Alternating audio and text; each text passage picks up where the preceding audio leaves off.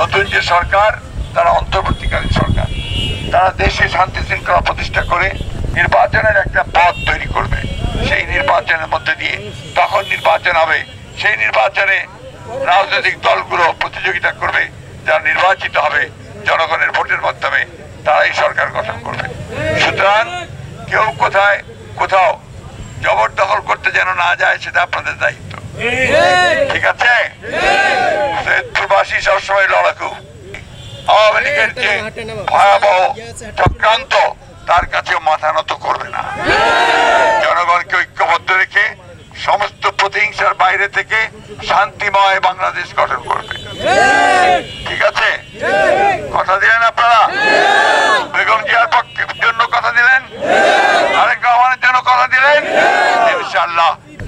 100 গ্রাম রাঁধুনি হলুদ বা মরিচের গুঁড়ার সাথে 2টি এবং 200 গ্রামের সাথে 4টি রাঁধুনি স্বাদ মিশালি ফ্রি।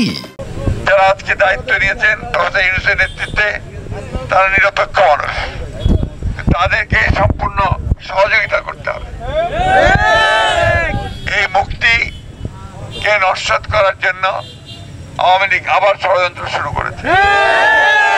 তারা দেশের বাইরে গিয়ে চক্রান্ত করে এই বিপ্লবকে তারা ধ্বংস করে দিতে চায়। আপনাদেরকে সজাগ থাকতে হবে। তারা আবার হিন্দু সম্প্রদায়ের উপরে আক্রমণ হচ্ছে, হামলা হচ্ছে, এই অভিযোগ তুলে তারা আজকে দেশে একটা নৈরাজ্য সৃষ্টি করতে চায়।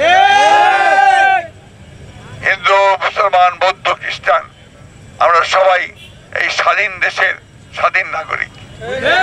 আমরা বাংলাদেশ জাতীয়তাবাদী দল করি। শহীদ প্রেসিডেন্ট জিয়া রহমানের যে আদর্শ, সেই আদর্শে তিনি পরিষ্কার করে বলেছেন, এখানে কোনো ধর্মের কোনো প্রাধান্য থাকবে না, এখানে সব নাগরিক, হিন্দু, মুসলমান, বৌদ্ধ, খ্রিস্টান, কেউ সংখ্যালঘু সম্প্রদায় নয়, সকলকে একসাথে এই দেশের জন্য কাজ করতে হবে।